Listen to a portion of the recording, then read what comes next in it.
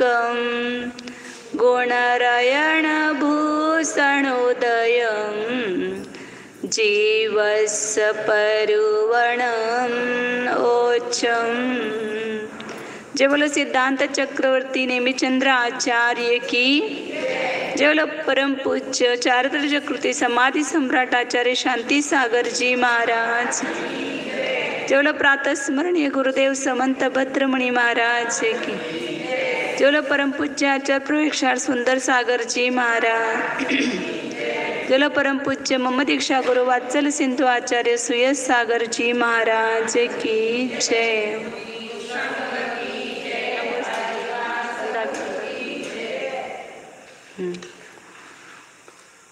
का योग का वर्णन चल रहा है। योग मार्गणा है, उसमें योग मार्गणा आहे। पहिला मनोयोग आणि वचन योगाचे भेद सांगितले होते। आता काय योगाचे भेद चालू आहेत। काय योगाचे किती भेद सांगितले? 7 भेद सांगितले। तुम्ही सांगा कोणते?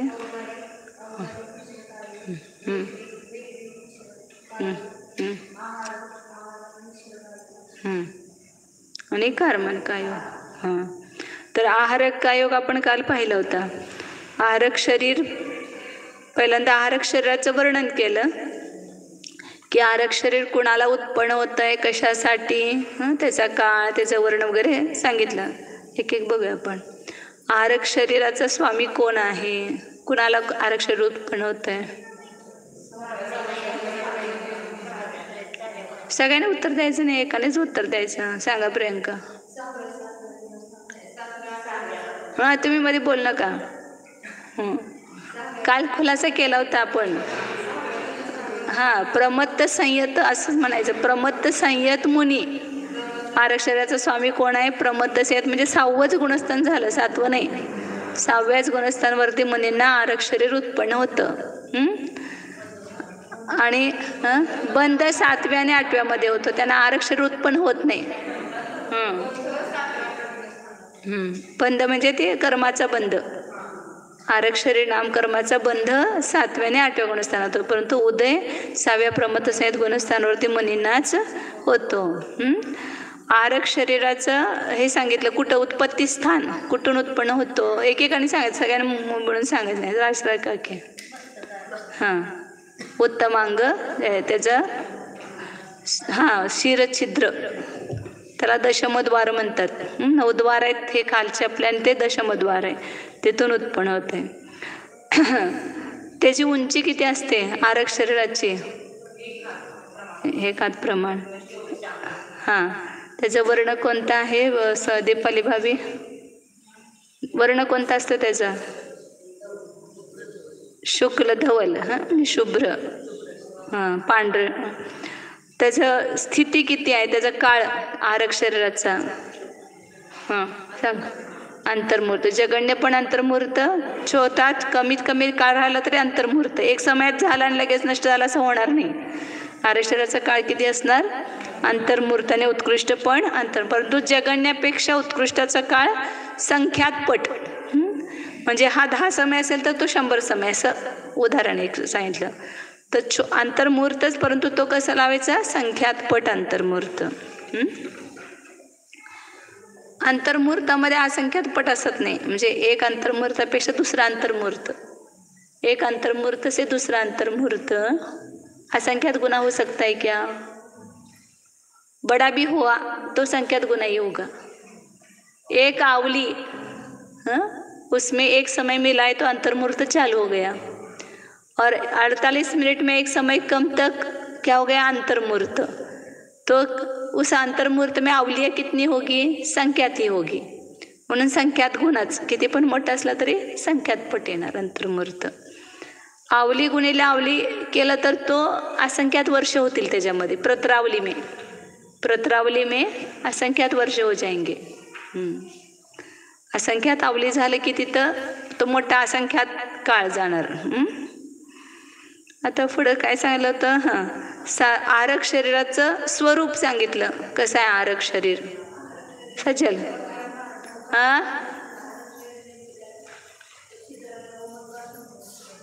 दशमद्वार, 10वं द्वार, त्याला ते अन्य हिंदू लोकांच्या वगैरे त्याला कुठली सुषमा नाडी वगैरे असं म्हणतात त्याला, किंवा त्याला काय तर दुसरं नाव आहे, खरं विसरलं मी आता.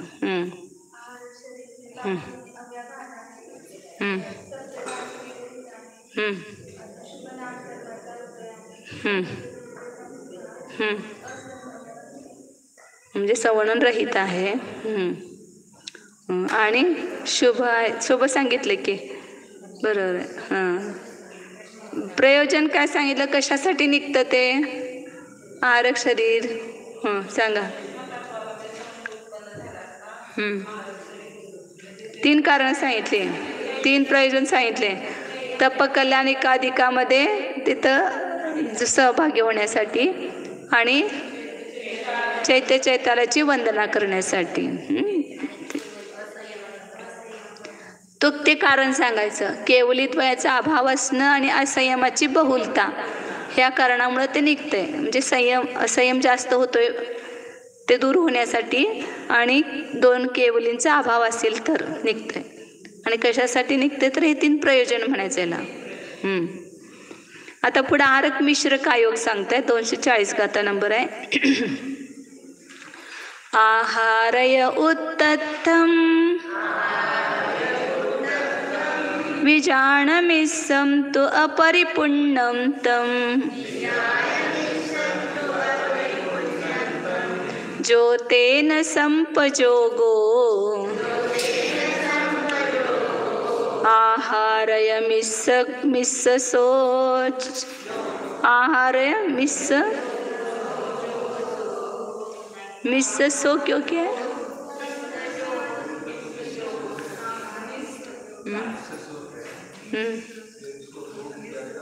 आहारय मिस्स सो नहीं होगा, गो. हाँ, आपने वापिस इधर सो किया आपने. हाँ हाँ हाँ हाँ, अच्छा. मैं वही सोच रही, मैंने कहा सो क्यों किया इधर. मिस्स गो जोगो. आहार म्हटली का आता परत म्हणा. मिस्स गो त्याच्यात काय, मिस्स जोगो नुसतं आहे, गो नाहीच आहे मध्ये. खरं ते कमी पडते का बघायला पाहिजे. मिस्स जोगो भी चलता है, गो भी नहीं हो तो भी चलेगा. एक बार देखती हूँ मैं 2-3 पुस्तकों में. मिस्स सो कर तो अर्थ नहीं निकलता है ना. मिश्र सो क्या करेंगे.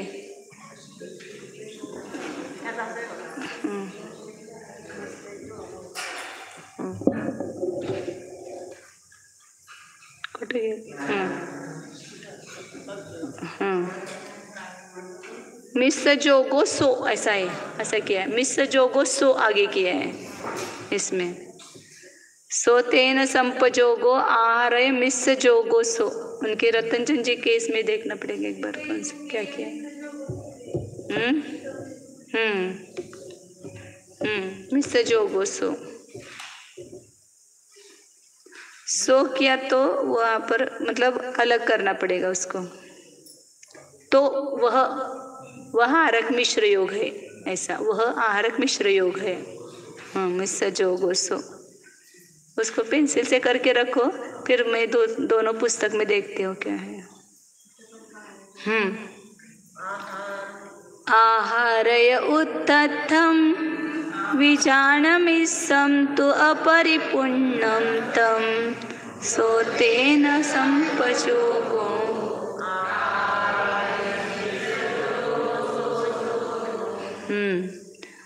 आहारय उत्तम. आहारकाचा अर्थ वर सांगितला 5 गाथेमध्ये आहारक शरीराचा. आता ते आहारक शरीर अपरिपुण्यम तम मिस्सम जाविजान, जोपर्यंत अपर्याप्त आहे, पर्याप्ती पूर्ण झाली नाही त्याची शरीर पर्याप्ती, तोपर्यंत त्याला काय म्हणायचं, आहारक मिश्र. किंवा सांगितलं होतं की मिश्र तिथं योग 2च्या निमित्तानं होतो. मिश्र औदारिक पहिल्यांदा योग होत होता आणि आता आहारक, ह्या दोन्हीच्या निमित्तानं जसं कारमान का योग आणि अवतारिक याचं मिश्रण त्याला अवतारिक मिश्र म्हणायचं. वैक्रिक आणि कारमण ह्या दोन्हीचं मिश्रण त्याला वैक्रिक मिश्र योग म्हणायचं. तसे इथं आहारक आणि अवतारिक ह्या दोघांचे मिश्रण त्याला आहारक मिश्र म्हणतात. हां, कारमान नाही घ्यायचं. इथं कारमान काय गुण होता ना अगोदर, ज्यावेळेला आहारक शरीर त्याने उत्पन्न केलं त्याच्या अगोदर कारमान काय योग नसतो, विग्रहगती नाही आहे. आहारक शरीराचा पुतळा निघण्यासाठी त्या ठिकाणी आहार पर्याप्ती झाली, शरीर पर्याप्ती झाली. त्याच्या अगोदर अवतारिक काय योग होता. दोन्ही वर्गणा, हा त्याच्या निमित्तानं जो योग होतो.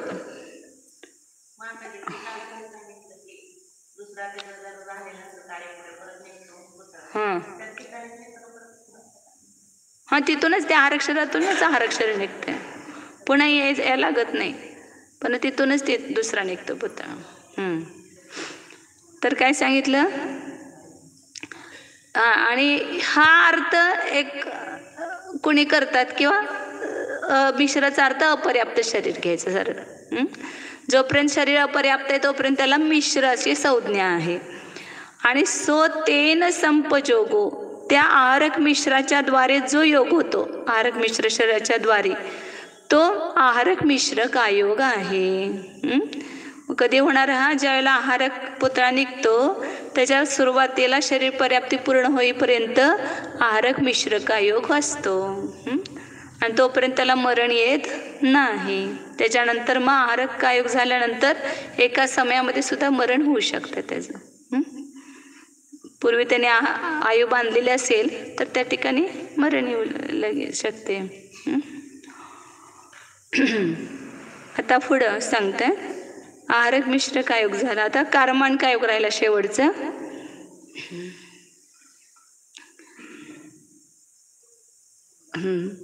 कम्मे वय कम्म भवं तेन जो कम्मय्यं तेन जोदु संजोगो. कम्मय्य काय जोगो एगी बिगतिग समय कालेसु.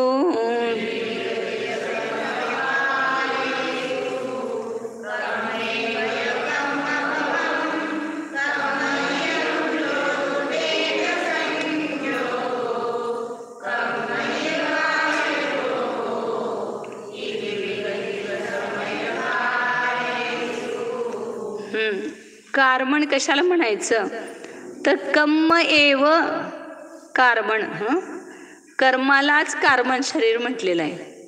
किंवा कम्म भवम कम्मय्यम, किंवा कर्मापासून जे उत्पन्न झालेलं आहे शरीर त्याला काय म्हटलं, कारमान शरीर. म्हणजे कारमान शरीराच्या नामकर्माच्या उदयानं उत्पन्न झालेलं. दोन अर्थ केले फक्त. आपल्या सगळ्या आत्म्याच्या प्रदेशावर काय आहे, 8 कर्म. तर त्या कर्माचा जो पुंज आहे सगळा मिळून 8 कर्मांचा, त्यालाच काय म्हटलं, कारमान शरीर म्हटलं. आता ते कारमान शरीर झालं म्हणजे जसं आता हे आपलं अवतारिक शरीर आहे ना, तसं ते कारमान शरीर कर्माच्या समूहाला म्हटलं. मग ते उत्पन्न कशाच्या द्वारे झालं, त्याचं कारण काय आहे तर कारमान शरीर नामकर्माचा उदय. 2 मिनिटं.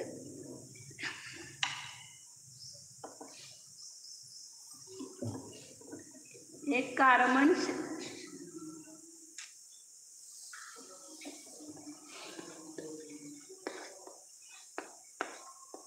शरीर नामकर्म. 8 कर्मामध्ये एक नामकर्म आहे आणि त्या नामकर्मामध्ये भेद एक कारमन शरीर नामकर्म आहे आणि कारमन शरीर, या दोन्हीमध्ये काय अंतर आहे.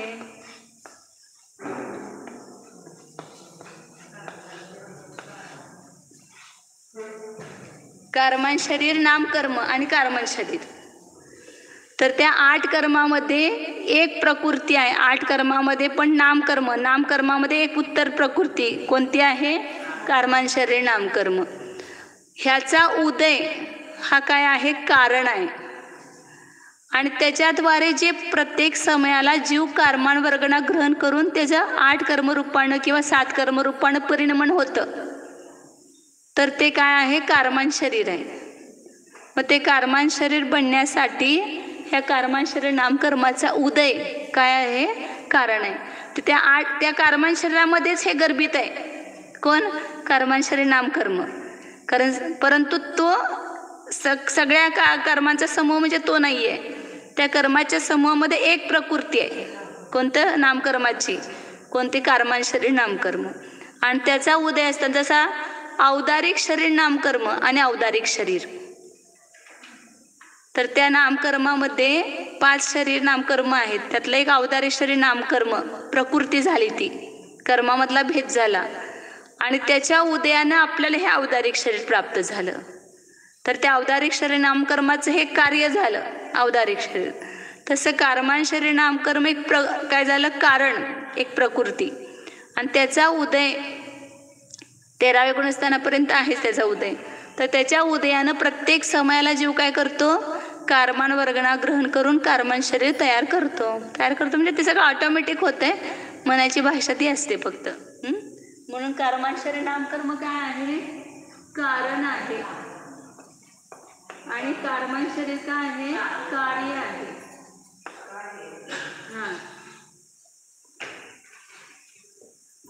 हा सगळा कर्मपुंज आहे आणि या कर्मपुंजामधली एक प्रकृती आहे, हे कार्मान शरीर नामकर्म. म्हणजे कार्मान शरीरामध्ये पण हे गर्भित आहे, कार्मान शरीर नामकर्म, परंतु ते कारण आहे आणि हे कार्य आहे. त्याच्या उदयात हे कार्मान शरीर तयार होतं. अवदार शरीर नामकर्माच्या उदयानं अवदार शरीर तयार होतं. तसं कार्मान शरीर नामकर्माच्या उदयानं कार्मान शरीर होतं. जे आपल्याजवळ जो 8 कर्मांचा समूह आहे त्यालाच कार्मान शरीर म्हणायचं. आणि ह्या कार्मान शरीराच्या द्वारे झालेला योग जो तेन संजोगो, त्याच्याद्वारे जो संयोग होतो तोच काय आहे? कम्मय काय जोग, कार्मन काय योग आहे. जे कार्मन शरीराच्या द्वारे होणारा योग तो किती काळपर्यंत असतो? तर सांगितलं एकी बी तिग समय कालेसु. एक समय, बिग म्हणजे 2 समय आणि तिग म्हणजे 3 समय या काळामध्ये होतो. जास्तीत जास्त त्याचा काळ 3 समय, त्याच्यापेक्षा जास्त कार्मन कायोग राहत नाही. कारण कार्मन कायोग कुठं होतं म्हणून सांगितलं? विग्रहगतीमध्ये. आता विग्रहगती म्हणजे दोन्ही शब्दांना वापरतो. विग्रहगतीमध्ये पुन्हा 2 भेद आहेत, रुजुगती आणि विग्रह, मोडासहित गती. मोडारहित गती आणि मोडासहित गती. थोडक्यात म्हणजे लक्षात लवकर.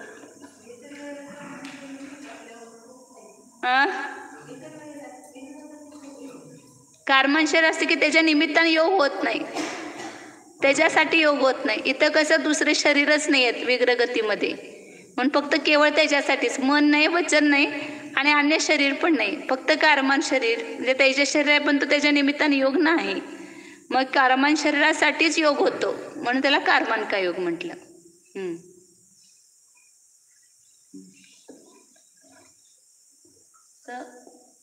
विग्रहगती.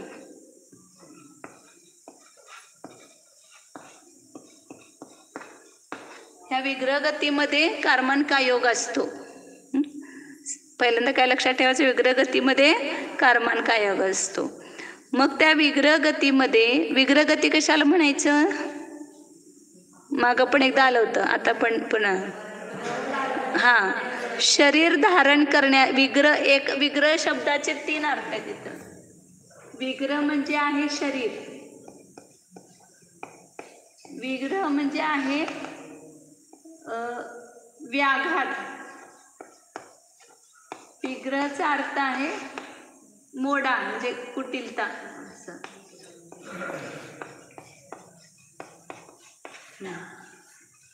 तर शरीर धारण करण्यासाठी जी गती होते त्याला विग्रहगती म्हणजे एक शरीर सोडून जीव दुसरं शरीर धारण करण्यासाठी जे मधलं गमन झालं त्याला काय म्हटलं? विग्रहगती.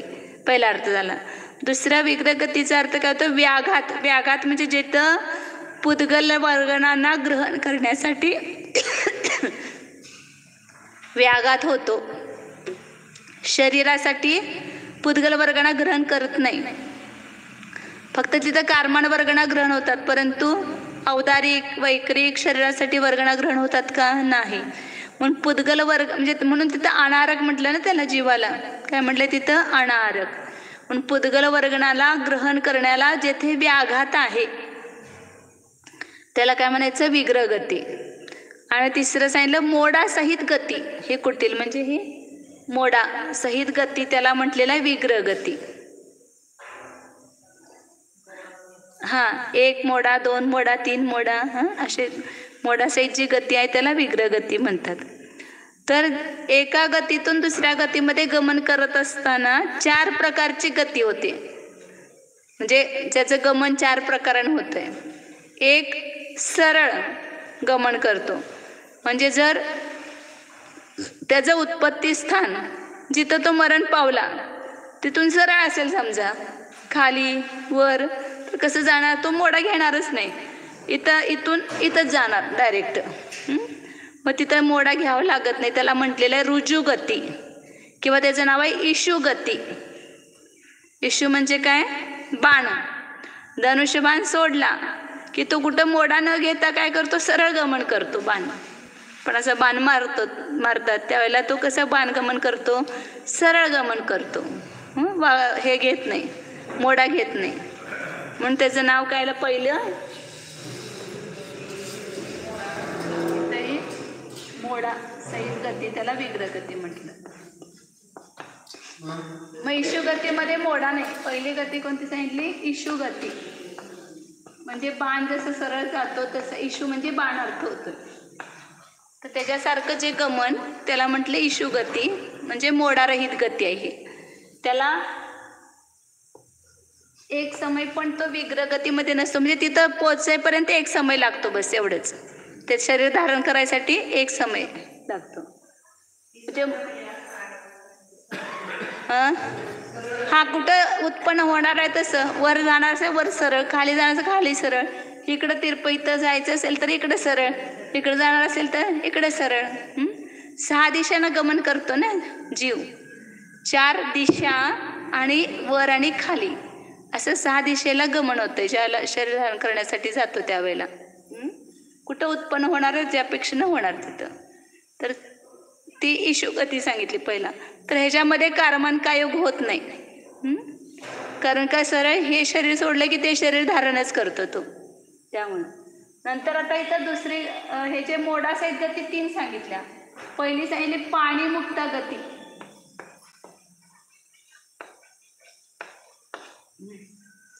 हातातून आपण तिरप सोडलेलं पाणी म्हणा किंवा कुठली पण वस्तू आपण सोडली तर कसं होते? ते असं सरळ जाऊन एक मोडा घेते.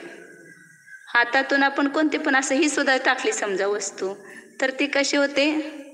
सरळ जात नाही, अशी खाली पडते, म्हणजे एक मोडा घेते. म्हणून पाणी म्हणजे हात आणि मुक्ता म्हणजे सोडलेली. हातातून सोडलेली वस्तू एक मोडा घेऊन ती खाली पडते किंवा त्याची एक मोडा होतो त्याचा, म्हणून त्याला पाणी मुक्ता गती म्हटलेलं आहे. तर ह्याच्यासाठी 2 समय लागतात शरीर धारण करण्यासाठी, परंतु एक समय तो काय होणार? मध्ये कारमान कायोग होणार. या पाणी मुक्ता गतीमध्ये 1 समयापर्यंत कारमान कायोग असतो.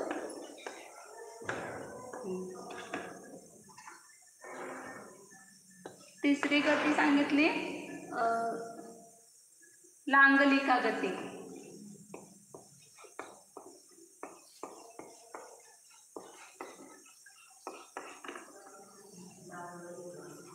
नांगर असतं ना, नांगर त्याला 2 मोडे असतात, असं सरळ आणि पुन्हा असं खाली त्याला वळतं ते. तर नांगरच म्हणतो की आपण. त्या नांगराला जसे 2 मोडे असतात तसे ज्या गतीमध्ये 2 मोडे होतात. मागं ते दाखवलं होतं तुम्हाला. असं कुठून कुठं जायचं असेल तर आता मला इथून इथं जन्मायचं आहे समजा, तर जाणार कसं? असं सरळ जाणार आणि असं जाणार, 1 मोडा झाला. आणि 2 मोडा घ्यायचा असेल तर आत त्याच्या जाडीमध्ये उत्पन्न व्हायचं असेल तर आता तिथं व्हायचं आहे तर इथून इथं जाणार, इथून इथं जाणार, एक मोडा घेतला, पुन्हा तिथून तिथं जाणार, म्हणजे काय होणार, तिथं 2 मोडे होणार. जाडीमध्ये आत घ्यायचं तिथं. पुढं तिसरी गती कोणती सांगितली? गोमूत्रिका गती. म्हणजे गाय चालत असताना जर तिचं मूत्र केलं त्याने तर त्याचे अनेक मोड्यावाल्या होती ती, म्हणजे असं 3-3 वलय पडतात असे त्याचे चालत असताना ज्यावेळेला गाय हे करते त्यावेळेला. तर त्याला 3 समय कारमान काय योग असणार. तिसरे सांगितले गोमूत्रिका गती चौथी, परत मोडासाची तिसरी.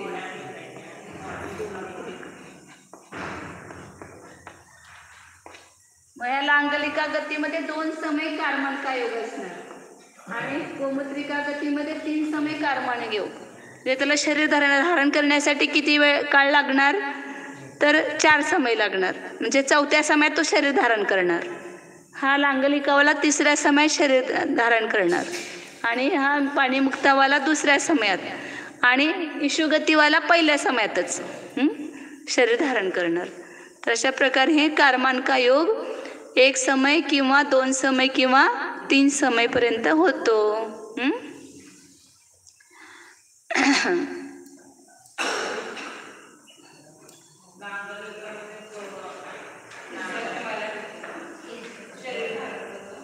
हां, 2 समय कारमान कायोग आणि 3ऱ्या समयात शरीर धारण करतो. आणि गोमूत्रिका गतीमध्ये 3 समय कारमान योग आणि 4थ्या समयात शरीर धारण करतो. तर हे कारमान शरीर सांगितले सर्व कर्माला उत्पन्न करणारं उत्पादक त्रिकाल विषयक संपूर्ण सुखदुःखाचं बीज आहे.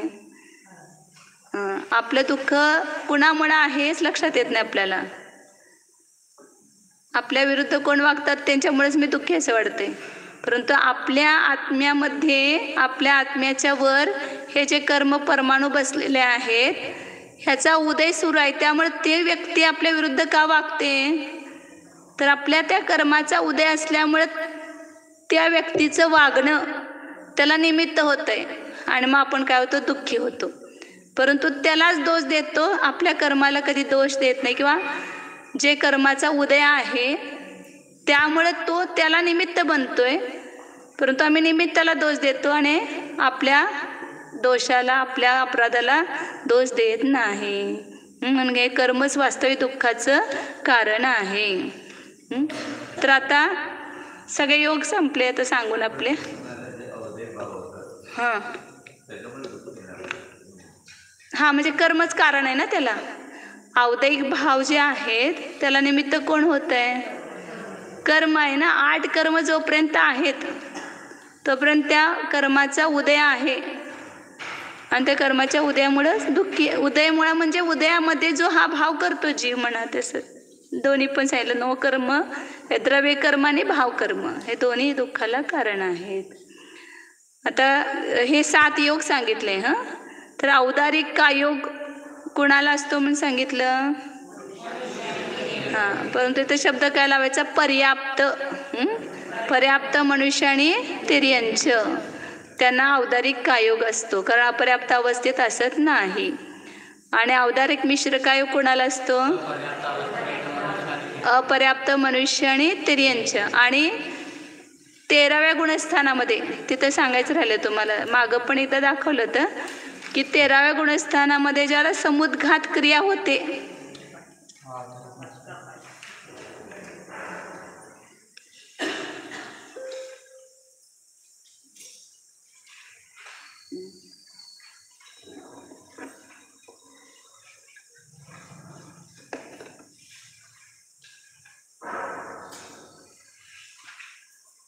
केवली समुद्घात होतो.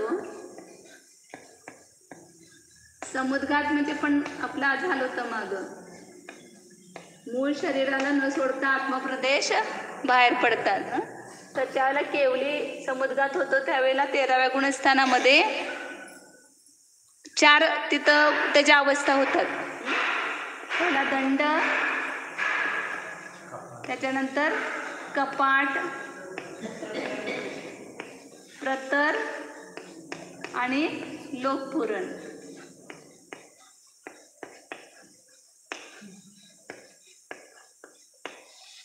आणि पुन्हा मग प्रतर,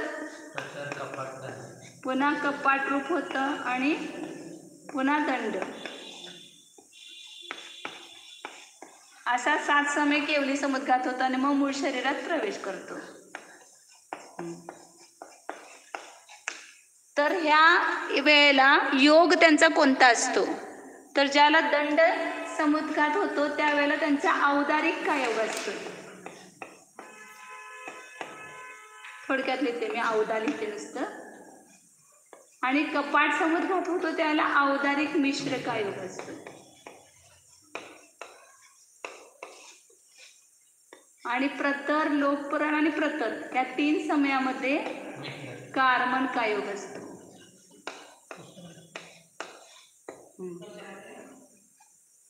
सांगते परत. पुन्हा औदारिक मिश्र, पुन्हा औदारिक काय योग.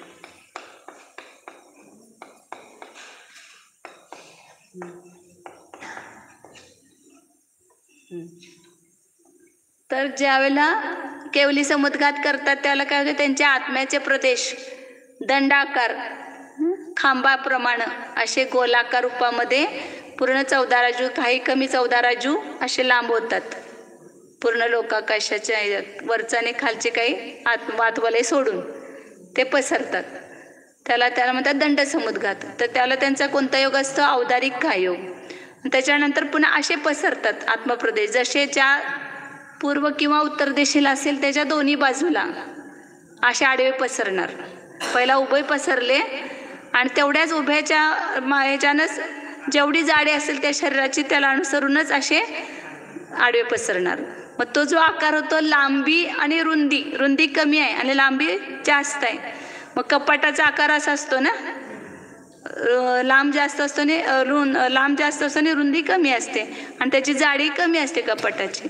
तसा तो आकार होतो म्हणून त्याला काय म्हणतात? कपाट समुद्घात नाव आहे त्याचं. तर त्यावेळेला जो योग असतो केवलींचा तो कोणता असतो? औदारिक मिश्र काय योग. त्यापेक्षा तिथं त्यांना अपर्याप्त म्हटलेलं आहे. आणि त्यानंतर प्रतर समुद्घात होतो म्हणजे पुन्हा ते आत्मप्रदेश मागं पुढं सुद्धा पसरतात. जे पूर्वला असेल तर पूर्व पश्चिम आशियाने किंवा उत्तर दक्षिण जी जाडी आहे त्या जाडीमध्ये सुद्धा ते सगळे पूर्ण पसरतात, फक्त वात वलय सोडून सगळीकडे पसरतात. त्याला म्हणायचं प्रतर समुद्घात. आणि लोकपुराणमध्ये एक सुद्धा लोकाचा कुठला प्रदेश सुटत नाही. सगळ्या पूर्ण लोकामध्ये केवली भगवंतांचे आत्मप्रदेश, केवली भगवान शरीर जिथं आहेत शमोशरणामध्ये तिथंच म्हणजे जिथं असतील तिथंच असणार, फक्त त्यांचे आत्म्याचे प्रदेश पसरतात, शरीराचे प्रदेश पसरत नाहीत. कर्माचे ज्याला समुद्घात होतो त्यावेळेला तेजस शरीर कारमान शरीराबरोबर आत्मप्रदेश पसरतात. जे कारमान शरीर पण पसरते आणि म्हणूनच ते लवकर झडून जाते ना कारमान शरीर, त्याच्यासाठीच तो समुद्घात झालेला असतो. म्हणून प्रतर आणि लोकपुरण समुद्घात होतो त्यावेळेला कारमान कायोग होतो. त्याला अनारक असतो 3 समय जीव त्याला पण. आणि पुन्हा संकुचित झाल्यानंतर पुन्हा प्रतर होणार, पुन्हा कपाट रूप होणार आणि पुन्हा दंडरूप होणार आणि पुन्हा मग मूळ शरीरामध्ये आत्मप्रदेश प्रवेश करतात. तर त्याला योग म्हणजे 3 योग झाले, औदारिक योग, औदारिक मिश्र काय योग आणि कारमान काय योग, असे 3 योग लक्षात ठेवायचे. मग तिथं औदारिक मिश्र काय योग कुणाकुणाला असतो म्हणून सांगितलं तर अपर्याप्त मनुष्य आणि तिर्यंच्यांना आहे आणि 13व्या गुणस्थानामध्ये कपाट समुद्घातगत केवलींना आहे. कपाट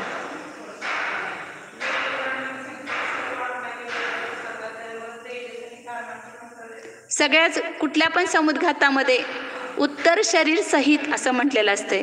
मग उत्तर शरीर कुणाला म्हणायचं? तेजस आणि कारमान शरीराला म्हणायचं. तर आत्मप्रदेश बाहेर नुसते पडत नाही, त्याच्यावर कारमान शरीर पण बाहेर पडते. म्हणजे त्याला घेऊनच ते आत्मप्रदेश बाहेर पडतात. जे कर्म कुठं सोडत नाही बघा. समुद्घात केलं तरी तिथं कर्म बरोबर असणारच. मग काय सांगितलं? हे योग लक्षात आलं का? इथं योगासाठी एवढं लक्षात घ्या. त्याचं पुन्हा अजून पुढं आपण लेशा मार्गना शिकू ना, त्याच्यामध्ये पुन्हा ह्याचं डिटेल वर्णन येणार आहे. कसा आकार होतो, काय होतो, त्याची उंची, लांबी, रुंदी किती, त्याचं सगळं घनफळ सगळं काढलेलं आहे. हां, वैक्रिक काय योग कोणाला होतं? त्याला काय पाठीमाग काय वापरायचा शब्द? पर्याप्त देव नारकी. वैक्रिक मिश्र काय कोणाला होतं? अपर्याप्त देव आणि नारकी. अपर्याप्त म्हणजे तिथं निवृत्ती पर्याप्त घ्यायचं. मनुष्य तिऱ्यांच्यामध्ये निवृत्ती पर्याप्त, लब्ध पर्याप्त दोन्ही येणार. आणि वैक्रिक मिश्र कायोगामध्ये निवृत्ती पर्याप्त, देव आणि नारकी. आहारक आणि आहारक मिश्र कायोग कोणाला होतं? प्रमत्त संयत मुनींना होतो. आणि कार्मन कायोग विग्रहगतीमध्ये जे मोडासाहित जीव आहे त्यांना. आणि प्रतर आणि लोकपुरण समुद्घात. आता सांगितलं ना, प्रतर आणि लोकपुरण समुद्घातामध्ये कार्मान कायोग होतो. फक्त वातवलय सोडून पूर्ण वातवलयात पण जाणार.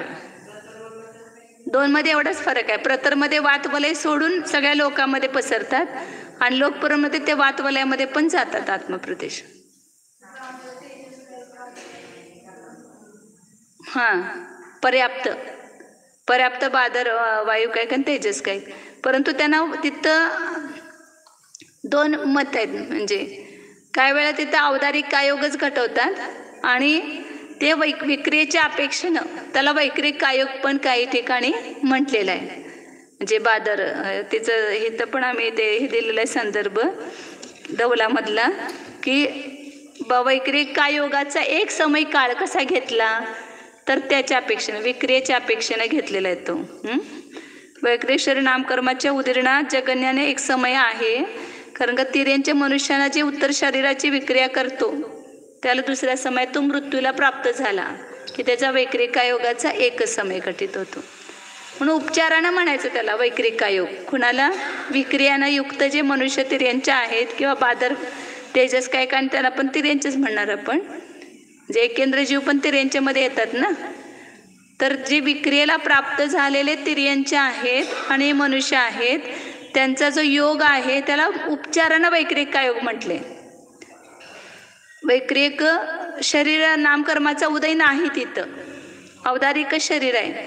परंतु ती विक्रिया झाली म्हणून त्याला वैक्रिक म्हटलं शरीर. वैक्रिक वृद्धी मुनींना असते, त्यांना का विक्रिया वृद्धी नसते परंतु विक्रिया होते त्यांची असं. कार्मन कायोग कुठंही सांगितलेलं लक्षात आलं? विक्रिय गती आणि प्रतर आणि लोकपुरण समुद्घातामध्ये. परत उतरताना, परत संकुचित होताना परत प्रतरूप, लोकपुराणातून परत प्रतरूप होणार, पुन्हा कपाट रूप होणार, पुन्हा दंडरूप होणार आणि पुन्हा मूळ शरीरामध्ये येणार. पसरत हळूहळू पसरत जाते, पुन्हा हळूहळू संकुचित होते ते.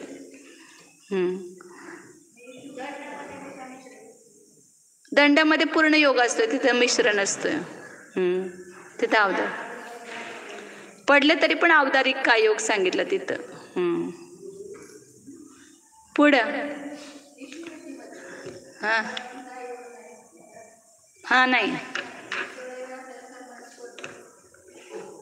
तिथं औदारिक कायोग आणि पुढचा लगेच वैक्रिक मिश्र कायोग होणार. देवगतीत गेला तर त्याच्या पुढच्या समयात वैक्रिक मिश्र कायोगच होणार.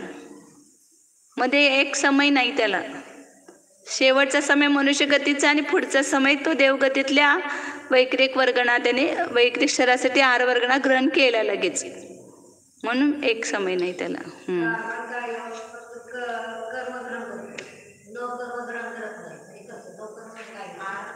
तिथं ज्या वेळेला विग्रह गतीमध्ये असतो ना त्यावेळेला हे शरीरच नसतं ना, फक्त कार्मान शरीराचं असतं आणि तेजस शरीर असतं. मग तेजस वर्गणा आणि कार्मान वर्गणा दोनच ग्रहण करतो तिथं. आहार वर्गणा ग्रहण करत नाही, म्हणून त्याला अनाहारक म्हणतात. त्याला शब्द काय आहे? अनाहारक म्हणतात. पुढे जाऊया. आता पुढं सांगतात की वैक्रिक कायोग आणि आहारक कायोग दोन्ही एका वेळेला असत नाहीत. ते सांगतात पुढं. कारण का इथं मनुष्यांच्या मध्ये विक्रियावृत्ती मुनींना असेल तर ते त्यांना पण वैक्रिक आहे त्या अपेक्षेनं. आणि आहारक शरीर जर निघालं तर आहारक काय योग होईल. मग दोन्ही एका वेळेला होऊ शकतात का, तर नाही ते सांगतात तिथं. योगाची प्रवृत्ती कशी होते. वेगुवी आहारय किर्याण समं पमत्त विरदं मे जोगोवि एक काले एके वय होदि नियमेन वेगुवी आहारय किर्याण समं.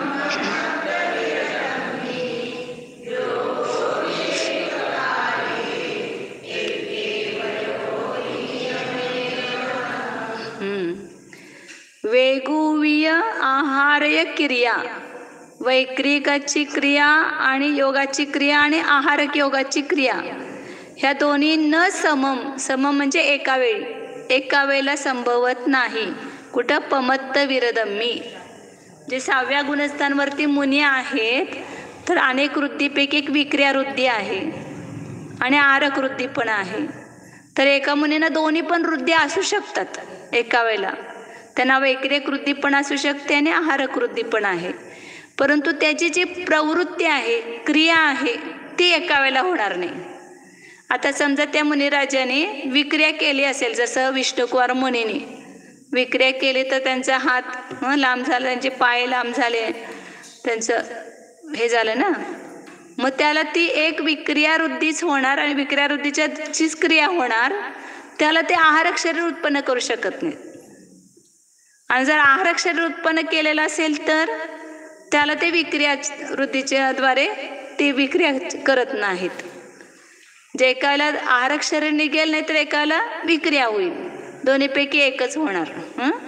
दोघांची प्रवृत्ती एका वेळेला होऊ शकत नाही. दोघांचं सत्व असू शकते त्याला, वैक्रिक वृत्तीचं आणि आहारक वृत्तीचं, परंतु प्रवृत्ती एकच होणार, एकाचे जे अवलंबन करून होणार. मग आणि पुढे सांगतात की जोगोवी योग सुद्धा, आपल्याला 3 योग आहेत की नाही, मनयोग, वचनयोग, कायोग. ते त्यापैकी योग सुद्धा एका काळामध्ये एकच नियमानं होतो. तर म्हणाला मी बोलतो पण क्रिया पण करतो, सगळे योग एकदमच होतील असं नाही. एका वेळेला 3 पैकी कोणता तर एकच योग होणार. मनयोग असेल तर त्याला वचनयोग असणार नाही, वचनयोग असेल तर कायोग असणार नाही. तिन्हीपैकी एका वेळेला एकच होईल. मग कधी कधी काय होतंय, आपण ती कायोगाची क्रिया चालू केलेली असते, मग ती क्रिया तर होत राहते पण तो योग बदलतोय. आता आपण समजा गमन करायला चालू केलेलं आहे, गमन क्रिया तर चालू आहे आपली.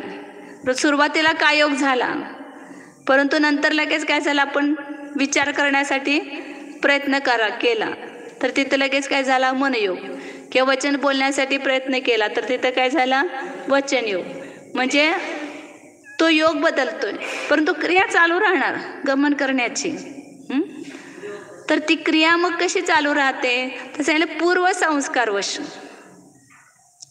जसं तिथं उदाहरण नेहमी देतात की नाही, ते कुंभाराचं चक्र आहे, त्याचं भ्रमण पहिल्यांदाच त्याला ती गती द्यावी लागते.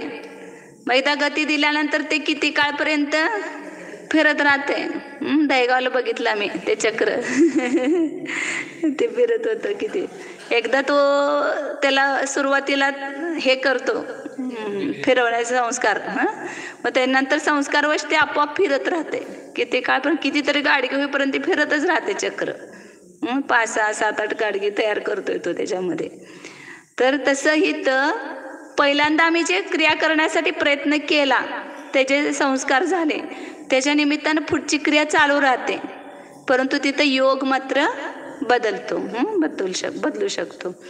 कारण योगाचा काळ सांगितलं की कमीत कमी कुठला पण योग झाला तर किती काळ होणार, तसा अंतर्मुहूर्त आहे. परंतु व्याघात झाला समजा मधी, आता तुम्ही विचार करायला चालू केला आणि एकदम काहीतरी आवाज आला तर एका समयात सुद्धा तो नष्ट होऊ शकतोय. मग लगेच आपला दुसरा योग होणार काय योग, तिकडं आपण पळत जाणार, म्हणजे त्याच्यासाठी प्रयत्न करणार किंवा काहीतरी बोलणं. व्याघात झालं की नियमानं काय योगच होत असतोय. मनयोग आणि वचनयोगाचा व्याघात झाला तर नियमानं काय योगच होतो.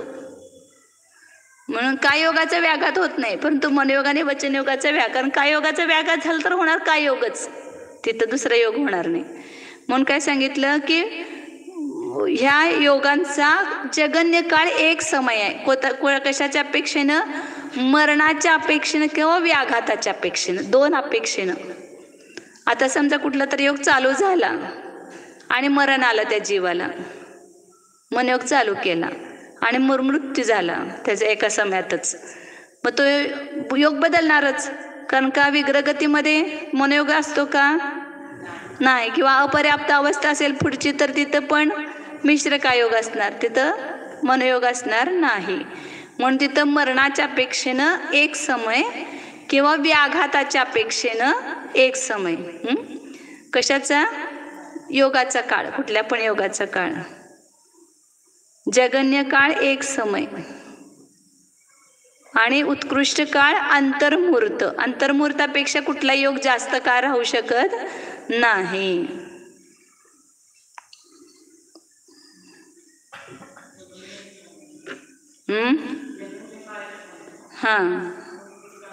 हा उत्कृष्ट अंतर्मुहूर्त. एक समय जो आहे तो व्याघाताच्या अपेक्षेने आणि मरणाच्या अपेक्षेने लक्ष घ्यायचा.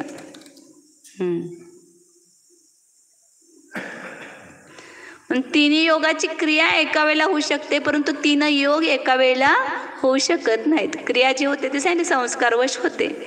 म्हणजे आता विचार पण चालू आहे, बोला लागलाय पण, आणि काय शरीराची क्रिया पण करतोय, तो क्रिया तिन्हीची करू शकेल, परंतु योग मात्र एका वेळेला एकच होणार. एकाच्या निमित्तानंच आत्मप्रदेशाचं परिस्पंदन होणार. आता पुढं एक तेवढी अजून घेऊया. योगरहित आत्म्याचं स्वरूप सांगतात. प्रत्येक बघा हा ग्रंथ कर्णान योगाचा आहे, व्यवहारण्याच्या अपेक्षेने लिहिलेला आहे. अशुद्ध जीवाचं वर्णन आहे, परंतु त्या अशुद्ध जीवाला दाखवत असताना सुद्धा शुद्ध जीव पण दाखवतात आचार्य. कारण का शुद्ध जीवाचं स्वरूप जर आपल्याला लक्षात आलं, म्हणजे कळालं, तर काय होणार, तिथं सम्यक दर्शनाची प्राप्ती होणार. ह्या अशुद्ध जीवापासून भिन्न जो शुद्ध जीव आहे त्याचं जर आपल्याला ज्ञान झालं तर मी सुद्धा तसाच शुद्ध आहे असं अंतरंगामध्ये आपण जाणलं तर काय होऊ शकते, आपल्याला सम्यक दर्शन उत्पन्न होऊ शकते. म्हणून आचार्य प्रत्येक प्ररूपणेच्या शेवटी, प्रत्येक मार्गणेच्या शेवटी शुद्ध जीवाचं पण स्वरूप सांगतात. त्या योगानं रहित, म्हणजे योग सहितच जीव आहेत असं नाही. आपल्याला वाटतं काय, आपल्यासारखे सगळे जीव असणार. आपण बोलतोय, आपल्याला मन आहे म्हटलं, सगळ्या जीवांना पण मन असणार, बोलत असणार. परंतु असे पण जीव आहेत की जे बोलत नाहीत, त्यांना मन पण नाही, त्यांना शरीर पण नाही, मन वचन काय तिन्हीनं रहित असे पण जीवांचं अस्तित्व आहे. त्या अस्तित्वाचं ज्ञान करून देण्यासाठी प्रत्येक मार्गणेमध्ये त्यानं रहित जीवांचं स्वरूप सांगतात.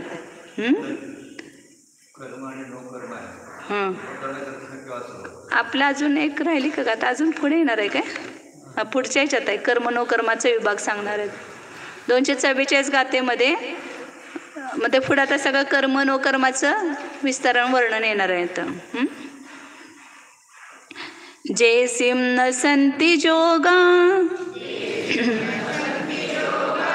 सुहा सुहा पुण्य पाव संजनया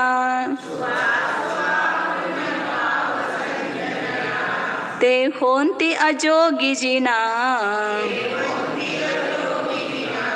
अणोवमानंत बल कलिया.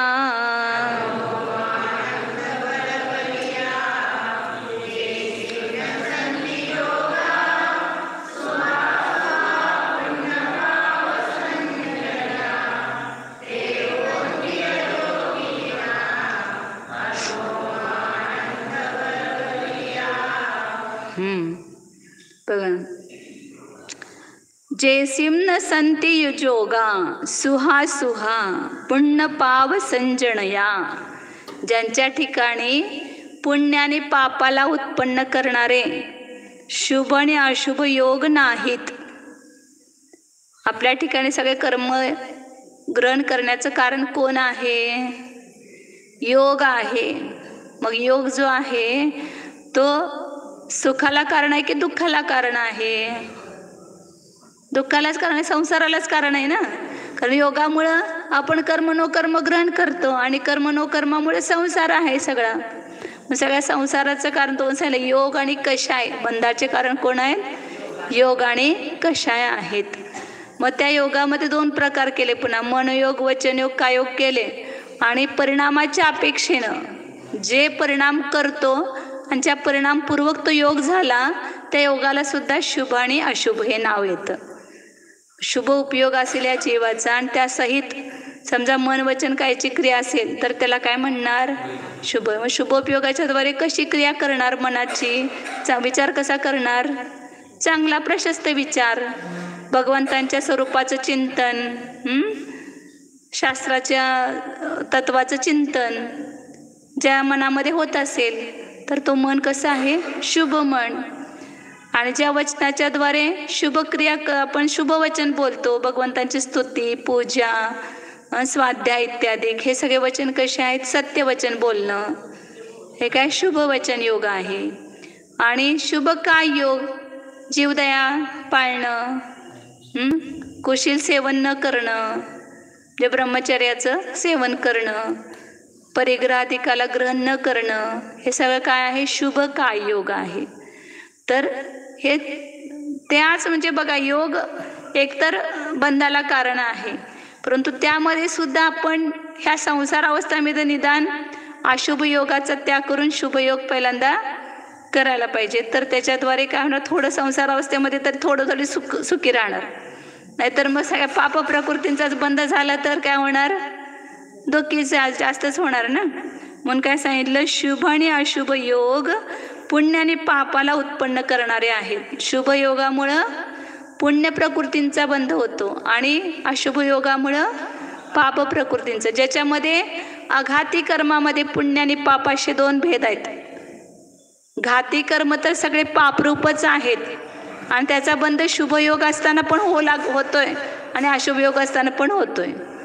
परंतु जे आघाती कर्मामध्ये पुण्य प्रकृती आहेत त्याचा बंध शुभ योगामुळे होतो. म्हणून काय सांगितलं? आणि अशुभ प्रकृतींचा बंध अशुभ योगामुळे होतो. आपल्याला उदय कशाचा पाहिजे? पुण्याचा काय पापाचा? सगळ्यांना पुण्याच्या उदयाची इच्छा आहे, परंतु योग कुठला करतोय? सगळ्या अशुभ योग. त्याच्याद्वारे बंध कशाचं होणार? मग उदय कसा येणार? पुण्य प्रकृतीचा. आणि वास्तविक पुण्य पाप हे दोन्ही पण संसार आहेत आणि दोन्ही शुभ आणि अशुभ योग दोन्ही सुद्धा दुःखाला कारण आहेत. परंतु अशुभापासून पहिल्यांदा वाचून शुभामध्ये प्रवृत्ती करायची आणि मग शुभाला सोडून पुन्हा शुद्धामध्ये प्रवृत्ती करायची.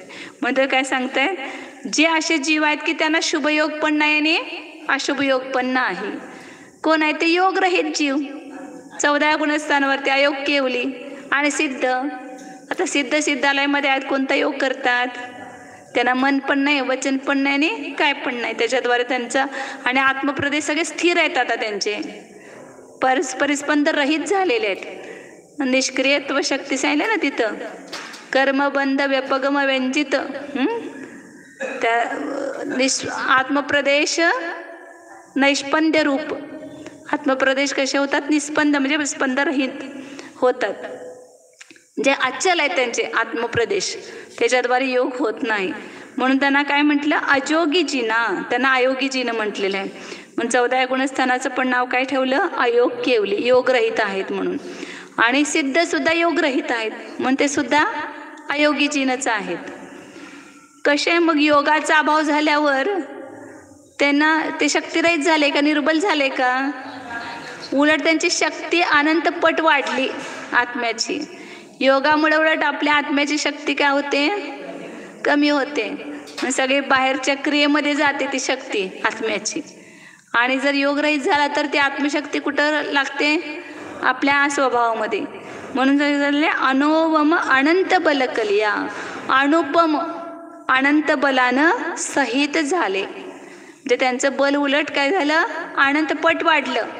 आणि त्यांचं जे बल आहे त्याला अनुपम, दुसऱ्या कोणाची उपमा त्याला देता येत नाही. असे अनुपम अनंत बलसहित अयोग्यजीन होतात. मग आपली अशी अवस्था होणार की नाही होणार? मग ही अवस्था आपली होऊ देत. त्याच्यासाठीच हे सगळं आराधना शिकायचं आहे, सगळं हे त्याच्यासाठीच करायचं आहे. त्यांचं आदर्श आपल्याला त्याच्यासाठीच दाखवलं की तुम्ही सुद्धा असं होऊ शकताय. आज योग सहित आहे, आपण उद्या योगरहित पण होऊ शकतो आणि ते योगरहित आपल्याला व्हायचं आहे. म्हणून त्याच्यासाठीच आपल्या आत्मस्वभावाची आराधना करायची आहे. आता पुढं वेळ झाला आपला. ह्याच्या पुढं आता सगळे शरीराचं हे सांगतायत, म्हणजे कसे आपण समयप्रबद्ध बांधतो, त्याचा उदय कसा येतो, त्याचं सत्ता किती असते, हे सगळं पाची शरीराचं सांगतील. औदारिक शरीर, वैक्रिक शरीर, आरक शरीर, तैजस शरीर आणि कारमय शरीर.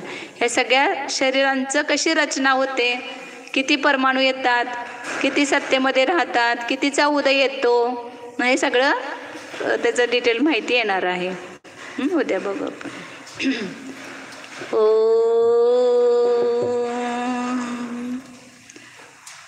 जाना हा मी शुद्ध चैतन्यमय जीवच आहे, ज्ञान दर्शन संपन्न आहे.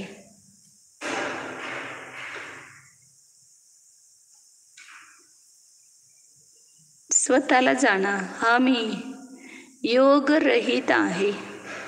शुभ योग अशुभ योग या माझ्या ध्रुव स्वरूपामध्ये नाहीतच.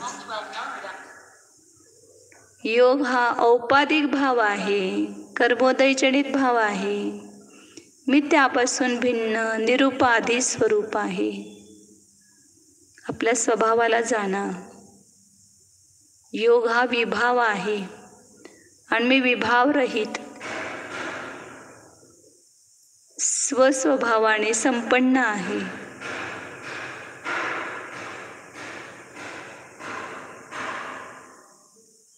निर्योग स्वरूपोऽहं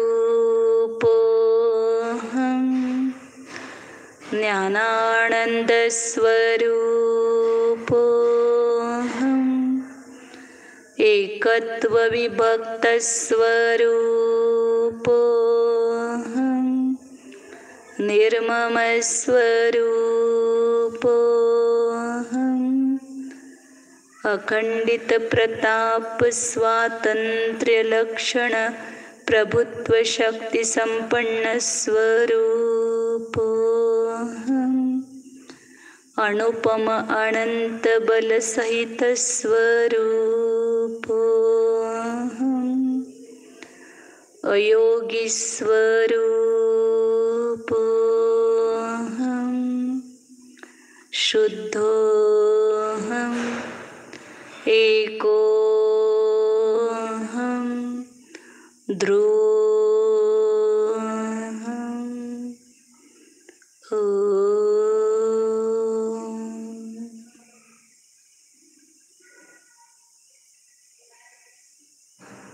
विसर्ज. नमो अरिहंता, नमो सिद्धांत,